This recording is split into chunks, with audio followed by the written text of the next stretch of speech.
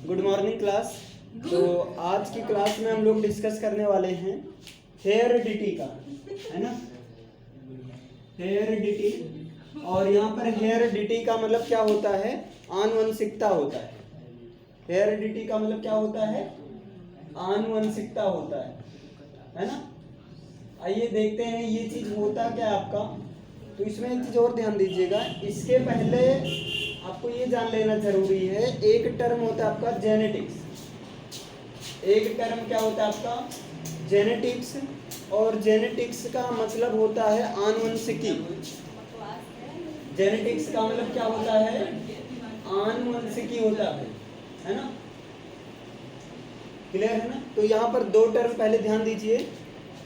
अब अगर बात किया जाए जेनेटिक्स क्या है, तो जेनेटिक्स आपका जो एक जो है ये साइंस की ब्रांच है जिसमें जीन्स आदि का अध्ययन किया जाता है। जीन्स क्या होता है? ये होता है smallest unit of DNA. DNA को बनाने वाली सबसे छोटी इकाई होती है। डीएनए की इकाई होती है, या डीएनए को बनाने वाली जो छोटी इकाई होती है वो क्या होती है?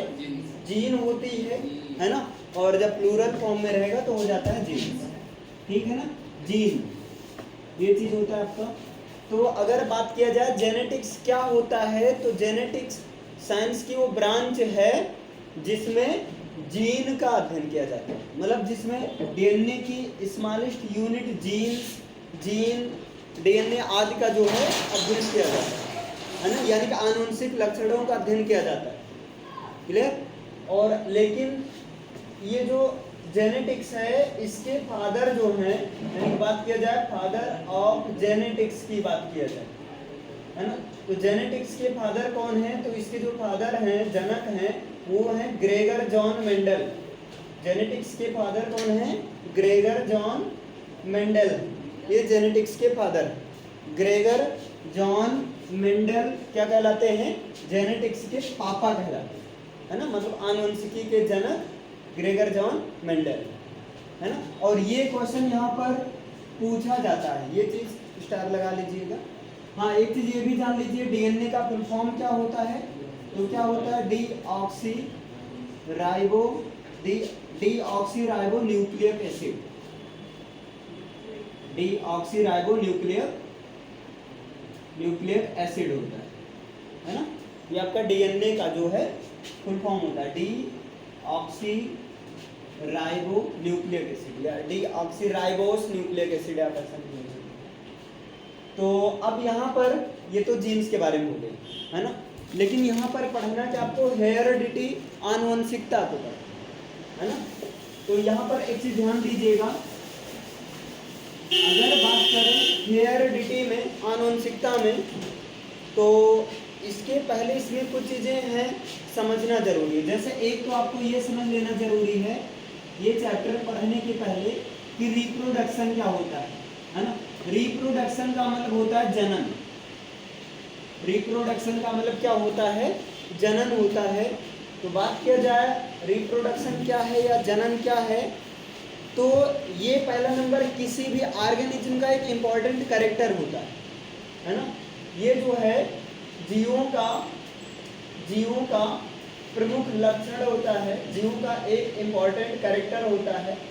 ये चीज है क्या? जनन क्या है, किसे कहते हैं? तो रिप्रोडक्शन नाम से क्लियर है, रिप्रोड्यूस, है ना। यानी कि जीवों के द्वारा अपने ही जैसी संतानों को, अपने जैसी बेबी को बॉर्न करना, यानी कि जीवों द्वारा अपने जैसे संतानों का जन्म देने की क्रिया को जनन या जो है रिप्रोडक्शन कहा जाता है ना। अपने ही जैसी संतान उत्पन्न, और इससे इनका क्या होता है? जो इनका वंश रहता है ये पीढ़ी दर पीढ़ी मतलब चलता रहता है ना। और प्रत्येक जीव में इस तरह से अगर देखा जाए तो एवरी ऑर्गेनिज्म, जितने भी ऑर्गेनिजम्स होते हैं, जितने भी जीव होते हैं, every organisms have two important characters. हर ऑर्गेनिज्म में इम्पॉर्टेंट कैरेक्टर्स, दो तरह के इम्पॉर्टेंट कैरेक्टर्स अपीयर होते हैं, दो तरह के प्रमुख लक्षण दिखाई देते हैं। है ना, क्योंकि जीव जो है, जीवों का विकास जो है ना, जनन के द्वारा होता है। भाई जनन का जब, इससे मतलब ये अपने ही जैसे संतानों का जन्म देने की क्रिया है ना, इसे ये संतानोत्पत्ति के लिए यानी कि वंश को बढ़ाने के लिए भी जरूरी है। तो इस प्रकार से अगर जीवों के अंदर देखा जाए तो दो प्रकार का महत्वपूर्ण लक्षण देखने को मिलता है ना, किसी भी जीव के अंदर। एक तो वो माता पिता के समान है, एक तो उसका है कि वो जो माता पिता के समान है, और दूसरा वो है कि ऐसा कैरेक्टर जो कि उन्होंने खुद से कमाया है ना। एक तो ऐसा लक्षण जो कि माता पिता के समान है, समान है, और एक ऐसा लक्षण जिसको कहते हैं उपार्जित लक्षण, उपार्जित लक्षण, एक्वायर्ड कैरेक्टर, जिसको उसने खुद से आवश्यकता अनुसार अर्जित किया है, यानी जो एडॉप्ट किया है ना, एक्वायर्ड कैरेक्टर। तो जीवों के अंदर दो ही तरह का कैरेक्टर दिखाई देता है, एक तो जो कि उसके माता पिता के समान है, और दूसरा नंबर वो जो कि जीवों ने विभिन्न प्रक्रियाओं में, या बोल सकते हैं कि विभिन्न स्टेप के द्वारा, जैसे जैसे उसको आवश्यकता लगी वैसे वैसे वो चीज उसको एक्वायर करता गया, मतलब प्राप्त करता गया। क्लियर है ना। फिर बात किया जाए ये लक्षण, यानी कि ऐसे कोई भी लक्षण जो कि उनके माता पिता से उनकी संतानों में जाते, जैसे आप लोगों को कहते हुए सुने होंगे कि इस लड़के का जो कान, आंख या चेहरा मुंह पर गया है ना। कुछ लोग कहते हैं इसकी नाक जो इसकी मम्मी से मिलती है ना। कुछ लोग कहते हैं इसका चेहरा जो इसके मामा के ऊपर गया है ना। तो ये जो है ना, तो ये डिपेंड करता है आपका। फिर यहाँ बात किया जाए ऐसे तमाम प्रकार के लक्षण या ऐसे तमाम प्रकार के कैरेक्टर जो उसके, ध्यान दीजिएगा, ऐसे तमाम प्रकार के कैरेक्टर जो उसके माता पिता से उनकी संतानों में है ना, उनकी संतानों में और इनकी संतानों से इनकी संतानों में, मतलब जो माता पिता से उनकी संतानों में, यानी कि जो पीढ़ी दर पीढ़ी चलते रहते, ऐसे लक्षण को कहते हैं वंशागत लक्षण। ऐसे कैरेक्टर को क्या कहा जाता है? वंशागत, मतलब इनहेरिट कैरेक्टर कहा जाता है ना, इनहेरिट कैरेक्टर कहा जाता है, वंशागत लक्षण कहा जाता है ना। और इस प्रकार, इतना क्लियर हुआ, ये वंशागत लक्षण कहा जाता है। और इन आनुवंशिक लक्षणों का अध्ययन, ध्यान दीजिएगा, ये जो है वंशागत लक्षण कहते हैं है ना, जो वंश से आते रहते हैं। और इस प्रकार से इन आनुवंशिक लक्षणों का, आनुवंशिक कैरेक्टर का है ना, एक पीढ़ी से, ध्यान दीजिए इधर, आनुवंशिक कैरेक्टर का या ऐसे लक्षणों का जो माता पिता से सदैव उनकी संतानों में, उनकी संतानों से उनकी संतानों में, मतलब लगातार जो पीढ़ी दर पीढ़ी चलते रहते हैं, ऐसे लक्षणों का एक पीढ़ी से दूसरे पीढ़ी में ट्रांसफर होने की क्रिया को ही कहा जाता है हेरेडिटी, मतलब आनुवंशिकता कहा जाता है ना, या जो है वंशागत कहते हैं, या आप कह सकते हैं आनुवंशिकता। यह प्रश्न है ना कि अभी भी ये प्रश्न बना है कि आखिर ये हेरेडिटी है क्या, हेरेडिटी है क्या? तो हेरेडिटी जो है ये क्या है? माता यानी आनुवंशिक लक्षणों का। अब ये तो क्लियर ही हो गया आनुवंशिक लक्षण क्या होते हैं। आनुवंशिक कैरेक्टर का, आनुवंशिक कैरेक्टर का एक पीढ़ी से है ना, एक जनरेशन से, एक पीढ़ी से दूसरी पीढ़ी में, दूसरी जनरेशन में स्थानांतरित, मतलब ट्रांसफर होने की क्रिया, स्थानांतरित होने की क्रिया को, होने की क्रिया को ही क्या कहा जाता है? होने की क्रिया को आनुवंशिकता कहा जाता है, या वंशागत कह सकते हैं। होने की क्रिया को आनुवंशिकता कहते हैं, है ना। ध्यान देना, आनुवंशिकता और आनुवंशिकी दोनों में अंतर है, क्लियर है ना। फिर इसके बाद में देखा जाए कि जीवों के अंदर एक चीज और कैरेक्टर आता है जो कि उनके माता पिता से भिन्न होता है। जैसे जब कोई बेबी बॉर्न होता है तो वहां पर कंडीशन होती है, एक तो होता है एकदम वो अपने जस्ट माता पिता के ही समान, और एक कभी ऐसा भी होता है कि माता पिता से बिल्कुल अलग, है ना। तो मतलब समानताओं के साथ साथ में उसके अंदर विभिन्नताएं भी आती, विभिन्नताएं भी होती, विभिन्नताएं मतलब वेरिएशंस भी होता है ना। आइए ये देखते हैं कि वेरिएशंस, ये विभिन्नताएं हैं क्या, है ना। तो एक ही जात, ध्यान दीजिएगा यहाँ पर, एक ही जात, जैसे यहाँ पर मान लीजिए पापा जी हैं, इधर ध्यान दीजिएगा, ये मान लीजिए जो है पापा जी हैं, ठीक। तो एक ही जात के विभिन्न इनके सब चुन्नू मुन्नू है ना, कई सारे हैं, क्लियर है ना एकदम जो है, ठीक। तो एक ही जाति के विभिन्न, मान लीजिए इनकी जो नाक ऐसे है, इनकी नाक ऐसे, इनकी नाक ऐसे, मान लीजिए, क्लियर है ना। पैर तो सबके चार ही होंगे भाई, अब इतनी ज्यादा विभिन्नता नहीं होंगी, पैर का मतलब हाथ पैर मिलाकर सब चार ही होंगे। तो यहाँ पर जैसे ये मान लीजिए यहाँ पर पैर तो दो ही होता है भाई, चार गलती से निकल गया भाई।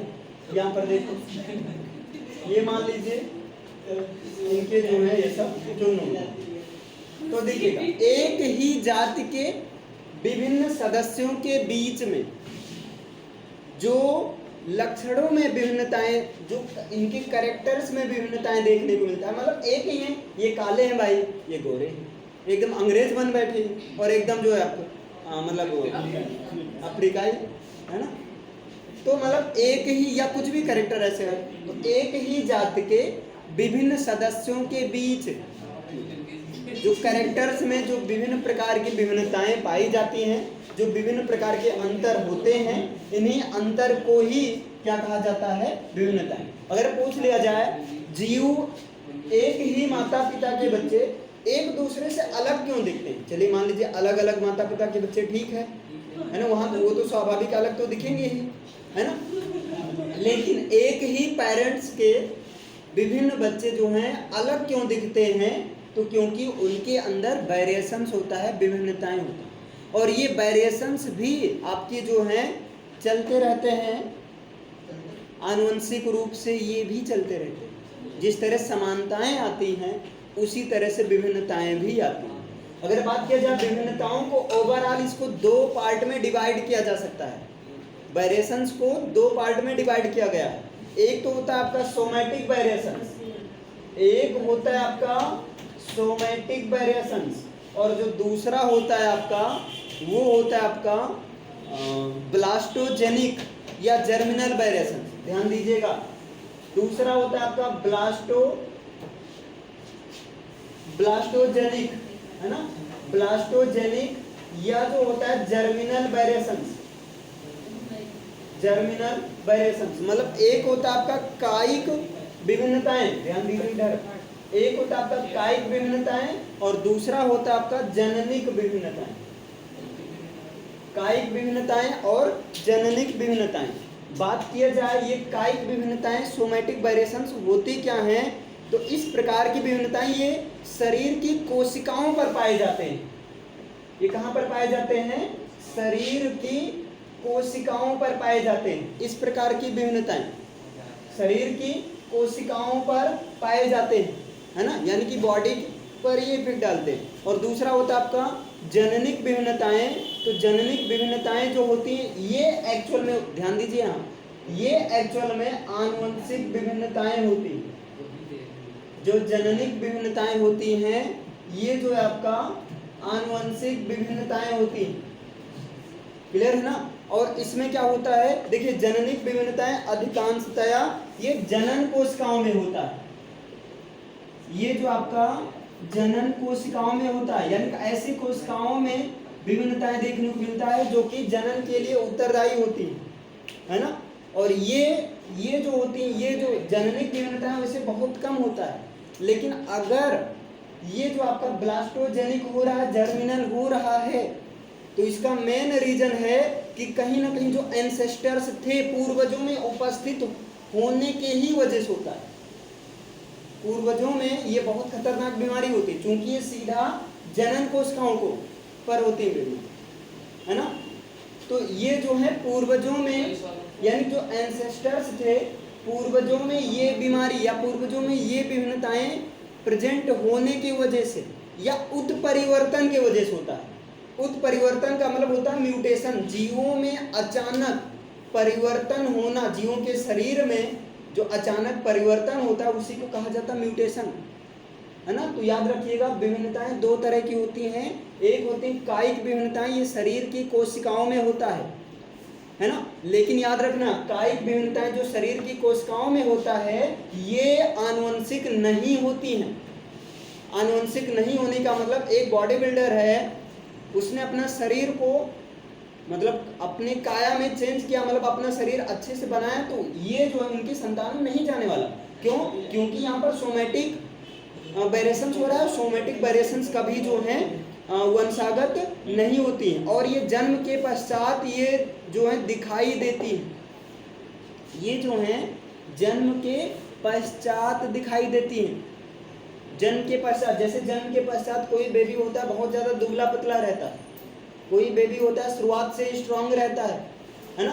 तो ये जन्म के ही बाद में, या कोई बेबी होता है बहुत ज़्यादा माइंड से एकदम पैदल रहता है और कुछ होते हैं एकदम कौटिल्य बन जाते हैं, है ना। तो ये जो है सोमैटिक जो होता है जन्म के बाद से दिखाई देने लगती है ना। और ये चेंज कैसे होता है ये देखिए, ये डिपेंड करता है, ये जंतुओं में भी पौधों में भी पाई जाती हैं, प्रकाश ताप जल आदि के वजह से ये वेरिएशन हो जाता है।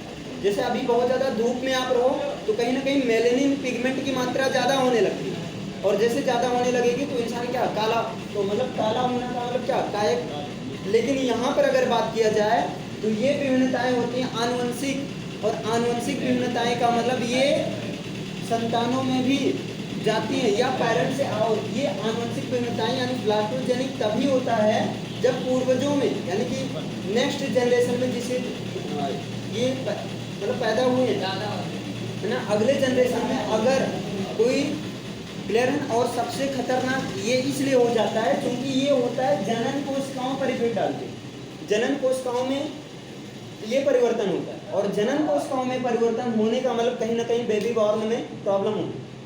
क्लियर है ना। तो दो तरह की विभिन्नताएं होती हैं। इसके बाद में हम लोग नेक्स्ट आते हैं, पहले से कर लीजिए।